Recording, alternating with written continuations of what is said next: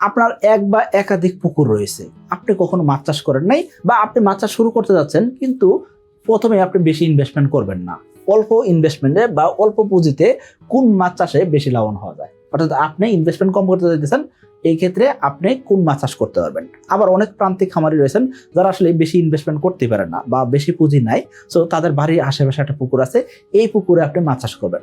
সেই ক্ষেত্রে কোন মাছ চাষ করলে ভালো লাভবান হওয়া যায় সে সম্পর্কে আমরা জানার চেষ্টা করবো। তো চলুন শুরু করা যাক। এখনো যারা চ্যানেলটিকে সাবস্ক্রাইব করেন নাই, সাবস্ক্রাইব করে দিবেন, বেল বাটন প্রেস করে দিবেন, যাতে নতুন নতুন যত ভিডিও আসে সবগুলো দেখতে পারেন।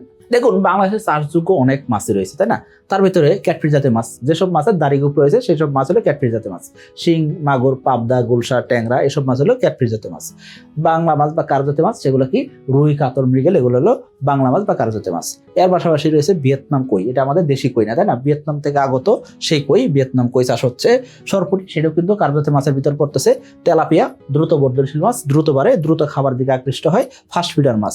এই যে আমরা ট্যাংরা, গুলশা এগুলোর কথা বললাম অলরেডি, এরা কিন্তু ক্যাটফিশ জাতীয় মাছ। পাশাপাশি পাঙ্গাস মাছ কিন্তু অনেক আগে থেকে বাংলাদেশে চাষ হচ্ছে, দ্রুত বর্ধনশীল একটা মাছ। তো আপনি পাঙ্গাস চাষও চিন্তা করতে পারেন, অল্প জায়গায় ছোট জায়গাতেও পাঙ্গাস চাষ করা যায়। এর পাশাপাশি রয়েছে শোল মাছ, সেটা দেশি শোল হতে পারে, ভিয়েতনাম শোল হতে পারে। 2026 সালের এসে তেলাপিয়া পোনার দাম নির্ধারণ করা হয়েছে প্রতি পিস ৳1.45 করে। তাহলে আর দেরি কেন? আজই এসে তেলাপিয়া পোনার অর্ডার করুন এবং প্রায় 0% মৃত্যু হারে পোনা ডেলিভারি গ্রহণ করুন। এই যে বাংলাদেশে এত প্রজাতির মাছ রয়েছে, এই মাছের ভিতরে কোন মাছ চাষে ইনভেস্টমেন্টটা কম লাগে বা অল্প পুঁজিতে আপনি চাষ করতে পারবেন সে সম্পর্কে আমরা জানার চেষ্টা করব। দেখুন, যেহেতু আপনি অল্প পুঁজিতে চাষ করতে চান, সেই ক্ষেত্রে আপনি চাইলেও কিন্তু অনেক ক্ষেত্রে ভাসমান খাবার বা দামি খাবার খাওয়াইতে পারবেন না। আপনি চাইছেন কি হাতের আশেপাশে যে খাবার উপাদানগুলো পাওয়া যায় সেই খাবার উপাদান দিয়ে মাছ চাষ করবেন। অর্থাৎ আপনার হাতের আশেপাশে কি পাইতেছেন? শুটকির গুঁড়া পাইতেছেন, গমের ভুসি পাইতেছেন, ডিওআরবি পাইতেছেন, রাইস ব্রান পাইতেছেন, তার পাশাপাশি সরিষা খোল পাইতেছেন, সয়াবিন খোল পাইতেছেন। এইসব দিয়ে আপনি মাছ চাষ করবেন। এইসব দিয়ে মাছ চাষ করা যাবে কিনা? কারণ কি, আপনার খাদ্য খরচ কমাইতে চান, ইনভেস্টমেন্ট কম করতে চান। মাছ চাষে 70% ইনভেস্টমেন্ট করতে হয় কোথায়? খাবারের পিছনে। সো খাবারের খরচটা কমাইতে জানতে হবে। তার মানে আপনি ভাসমান খাবার খাওয়াবেন, অতিরিক্ত খাবার দেবেন, এই সম্ভাবনা খুব কম, কারণ কি আপনি অল্প ইনভেস্টমেন্ট করতে চান। এই ক্ষেত্রে আপনাকে কয়েকটা জিনিস মাথায় রাখতে হবে। যেই মাছ দ্রুত বাজারজাত করা যায় সেসব মাছ আপনাকে চাষ করতে হবে, কারণ কি আপনি চান কি দ্রুত চাষ করে দ্রুত লাভ করবেন। এই ক্ষেত্রে আপনার মাছ দ্রুত বাজারজাত করা যাবে এরকম মাছ আপনাকে সিলেক্ট করতে হবে। কম খাবার খেয়েই বড় হয়ে যায় এরকম মাছ আপনাকে সিলেক্ট করতে হবে। যেই মাছ খাবার বেশি খায় এই মাছ চাষ করতে গেলে ইনভেস্টমেন্ট বেশি লাগবে, এটি স্বাভাবিক ঘটনা। রোগ ব্যাধি কম হয় এরকম মাছ চাষ করতে হবে। যদি বারংবার রোগ ব্যাধি হয় সেক্ষেত্রে আপনার মেডিসিন খরচ দিতে হবে, আর মেডিসিন খরচ যদি দিতে চান সেক্ষেত্রে কিন্তু আপনার লাভ কমবে, অন্যদিকে ইনভেস্টমেন্ট বাড়বে। সেই জন্য মেডিসিন খরচ কম হয় এরকম মাছ আপনাকে সিলেক্ট করতে হবে।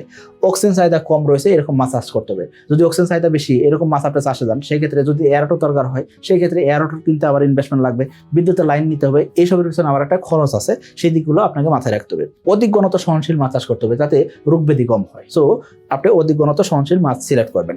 বাজারে সারা বছর চাহিদা রয়েছে এরকম মাছ আপনাকে সিলেক্ট করতে হবে। সব এলাকায়, শুধুমাত্র এক এলাকায় বিক্রি করা যায় এমন না, সকল এলাকায় যাতে বিক্রি করা যায় এরকম মাছ আপনাকে সিলেক্ট করতে হবে। এখন আপনি বলতে পারেন হ্যাঁ, এই কাজ যদি করা যায় সেই ক্ষেত্রে আশা করা যায় অল্প ইনভেস্টমেন্টেই আমি লাভবান হইতে পারবো, তাই না? যেহেতু আপনার ইনভেস্টমেন্ট কম বা অল্প পুঁজিতে চাষ করতে চান, সেই ক্ষেত্রে আপনি যে কোনো মাছ চাষে যেতে পারবেন না। আপনি কি কি মাছ চাষ করতে পারবেন বা কিভাবে চাষ করতে পারবেন সেটা আমরা একটু জানার চেষ্টা করি। যেহেতু আপনার ইনভেস্টমেন্ট কম, সেই ক্ষেত্রে আপনি চাইলে করতে পারেন পোনা নার্সারি করতে পারেন। আপনি যে কোনো মাছের রেণু বা ধানি পোনা সংগ্রহ করে এগুলো কি বলেন আঙ্গুল সাইজ পোনা করে বিক্রি করতেছেন। এই পদ্ধতিতে নার্সারি করলে দেখবেন কি ইনভেস্টমেন্ট কম লাগতেছে, অন্যদিকে লাভও বেশি হইতেছে। আবার আপনি চাইলে করতে পারেন এই যে 28 দিন বয়সের মনোসেক্স তেলাপিয়ার পোনা সংগ্রহ করতে পারেন। সংগ্রহ করে এগুলাকে নার্সারি করে মোটামুটি যখন 30 পিস 40 পিসে কেজি আসবে তখন আপনি খামারির কাছে বিক্রি করতে পারেন। এতে করে কিন্তু ভালো লাভ করা যায়। প্রতি পিস মাছে 2 টাকা থেকে 5 টাকা পর্যন্ত লাভ করা সম্ভব হয়। তো আপনি বুঝতেছেন অল্প টাকা ইনভেস্টমেন্ট করে কিন্তু আপনি মাছের নার্সারি করতে পারতেছেন, পুরো নার্সারি করে বিক্রি করলে লাভবান হতে পারতেছেন। জুন, জুলাই ও আগস্ট মাসের মধ্যে এসে তেলাপিয়া পোনা অর্ডার করে জিতে নিতে পারেন 2টি মোটর বাইক ও 5টি ফ্রিজ। লটারির লাইভ ড্র হবে 1 সেপ্টেম্বর।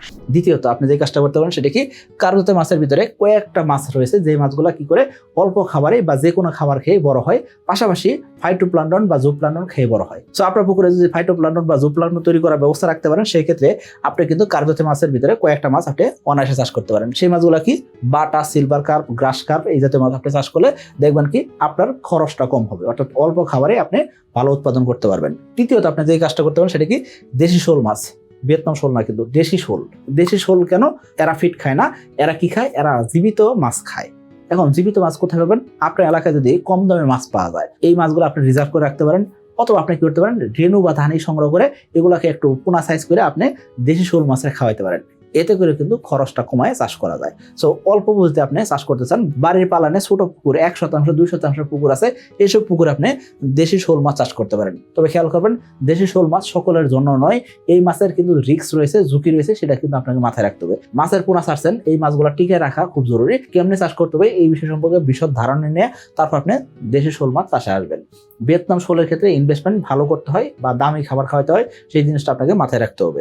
জুন, জুলাই ও আগস্ট মাসের মধ্যে এসএ তেলাপিয়া পোনার অর্ডার করে জিতে নিন 2টি মোটর বাইক ও 5টি ফ্রিজ। লাইভ ড্র অনুষ্ঠিত হবে 1 সেপ্টেম্বর 2026। এরপর চতুর্থ যেই মাছটার কথা বলবো সেটা কি, মনোসেক্স তেলাপিয়ার কথা বলবো। মনোসেক্স তেলাপিয়ার কথা কেন বলতেছি, মনোসেক্স তেলাপিয়া মাত্র 1200 থেকে 1300 গ্রাম খাবারেই 1 কেজি মাছ হয়ে যায়, অর্থাৎ অল্প সময়ে উৎপাদন করা যেতেছে। মাত্র 4 মাসে উৎপাদন করা যায়, 4 মাসে 3 কেজি চলে আসে। এখন আপনি বলতেন ভাই মনোসেক্স তেলাপিয়ার ক্ষেত্রে তো আমরা জানতাম যে অধিক খাবার খায়। হ্যাঁ, অধিক খাবার খায় কি কারণে মনে হইতেছে, কারণ কি এই মাছগুলা 4 মাসে উৎপাদন করে বিক্রি করতেছেন। অন্যান্য মাছ উৎপাদন করতে সময় লাগে 7 মাস, 8 মাস বা 1 বছর, এই মাছ চাষ করতে মাত্র সময় লাগে 4 মাস। সো এই 4 মাসে যেহেতু খাবারটা খেয়ে ফেলতেছে, এই কারণে আপনার কাছে মনে হয় কি অধিক খাবার খাচ্ছে, আলটিমেটলি অধিক খাবার খায় না। কারণ কি বাংলাদেশে চাষযোগ্য মাছের ভিতরে একমাত্র মাছ যেই মাছ কি করে নিজের মলমূত্র নিজে খায়, সরাসরি নিজের মলমূত্র নিজে খায়, এই মনোসেক্স তেলাপিয়া। সো আপনি মনোসেক্স তেলাপিয়া চাষ করতে পারেন। আমাদের কোম্পানি থেকে এসে তেলাপিয়ার পোনা সংগ্রহ করে হাজার হাজার খামারি আজকে সফল উদ্যোক্তা হয়েছেন, সফল খামারি হয়েছেন। সো আপনিও মনোসেক্স তেলাপিয়ার পোনা সংগ্রহ করতে চাইলে আমাদের কোম্পানি থেকে সংগ্রহ করতে পারেন। খেয়াল করবেন, আমাদের থেকে পোনা সংগ্রহ করতে হবে এমন নয়, আপনি অন্য জায়গা থেকে সংগ্রহ করতে পারেন। তবে খেয়াল করবেন, মনোসেক্স তেলাপিয়ার ক্ষেত্রে দ্রুত উৎপাদন করা যায়। অন্যদিকে এই মনোসেক্স তেলাপিয়া চাষের ক্ষেত্রে একই পুকুরকে কাজে লাগে একাধিকবার, অর্থাৎ 2 বার 3 বার 4 বার পর্যন্ত মাছ উৎপাদন করা যায়, যার কারণে কিন্তু মনোসেক্স তেলাপিয়া চাষের ক্ষেত্রে ইনভেস্টমেন্টটা কম লাগে বলা যায়। কিন্তু এই যে 4 মাস সময়ের ভিতরে ইনভেস্ট করতে হয়, এই কারণে কিন্তু আপনার একটা ভালো ইনভেস্টমেন্ট নিয়েও নামতে হবে। আশা করি বুঝতে পারছি। সকলে ভালো থাকবেন, সুস্থ থাকবেন। আসসালামু আলাইকুম।